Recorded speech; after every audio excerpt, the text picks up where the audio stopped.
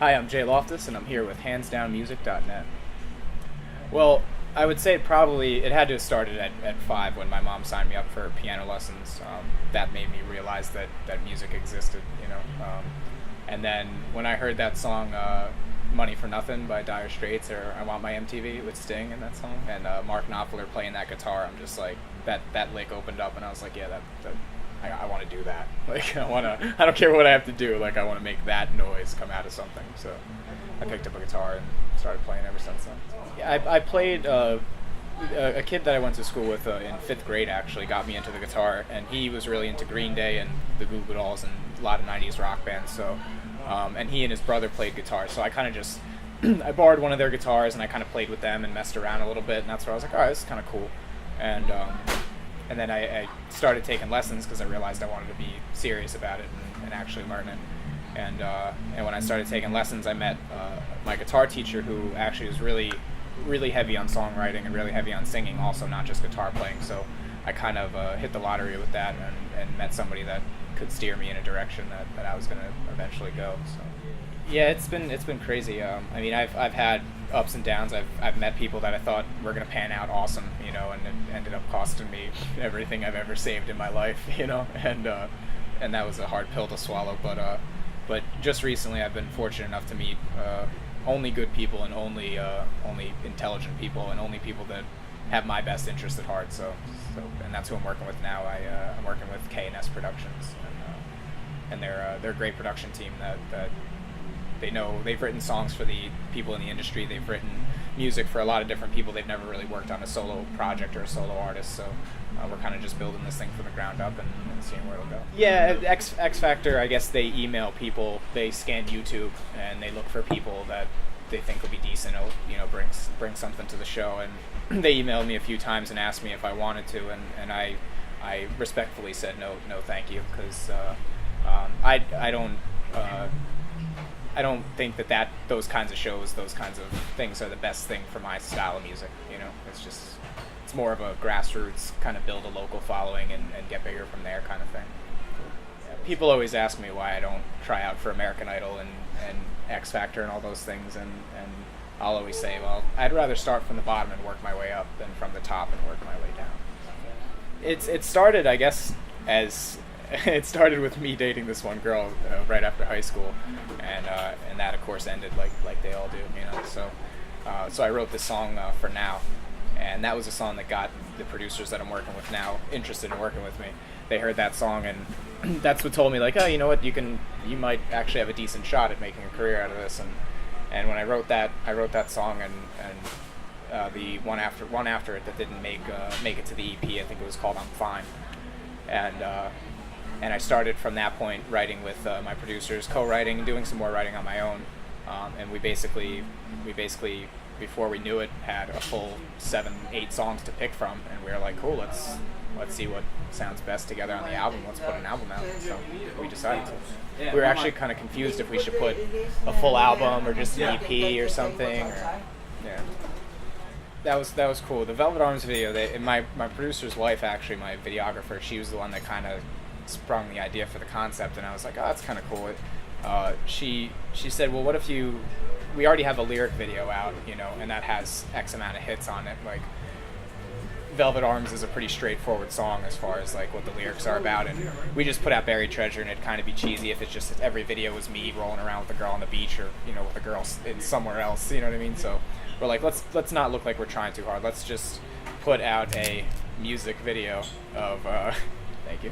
Let's put a music video, but let's make it like a real life lyric video, you know. And I'll just go around New York City and find a whole bunch of cool places that pertain to my lyrics, because I'm kind of a cheesy person and I'm not afraid to be cheesy. So I'm like, you know what, music videos are cheesy in themselves, so let's have a little bit of fun with it, and hopefully at least it'll be cute and not cheesy. But yeah, so we picked up a lot of cool places, because I've lived in New York City for 2 years now, and I'm like, all right, if we're going to film places in the city, I want to learn something too, you know. I don't want to just go to the normal places that I'm used to traveling to and hanging out at. So we did a lot of research online and found some cool spots that I'd never heard of, and went and shot in all the locations and stuff, and all in all spent a day roaming around the city, hopping in cabs and stuff with a whole bunch of equipment, and ended up working out. The finished project is the product. I was really happy with it. There was a part towards like 5 p.m. that day, like where I'm just like wondering if it's all gonna work out, if it was all gonna look good. Like I'm like, but it's beyond what I expected it to be, so that's cool.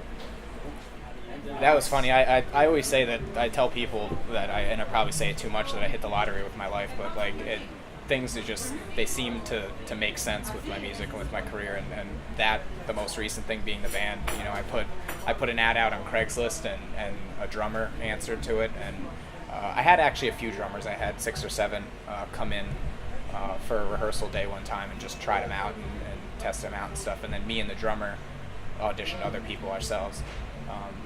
But yeah, I found the drummer. He came in. He was actually 45 minutes late to the audition, and he came in. He sat down. He played 4 minutes, and I'm like, yeah, that's the guy. Like that's got to be him. And we got along well too. You know, he was really funny guy and made me laugh instantly. So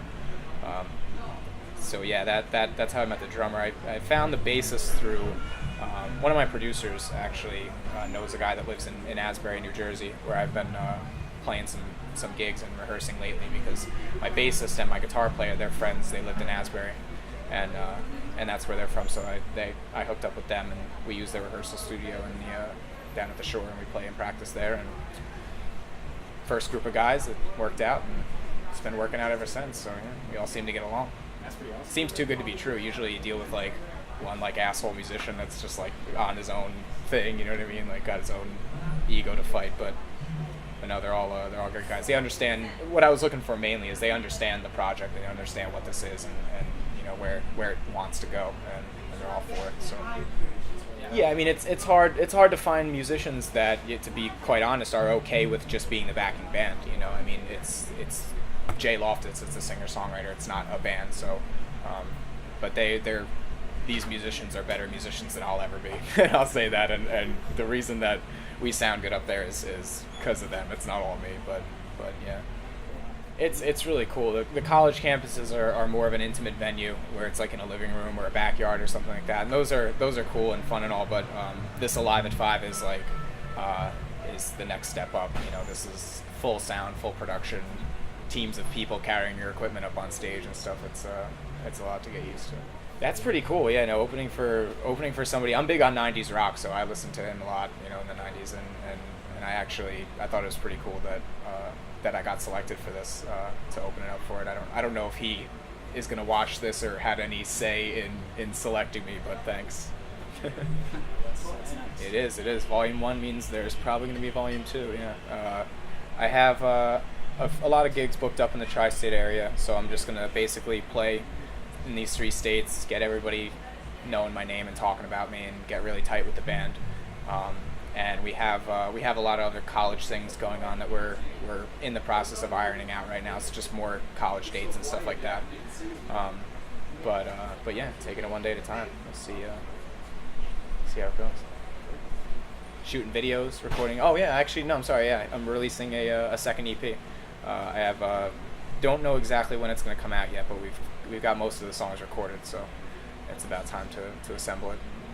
See what we got. Probably early fall, I'd say.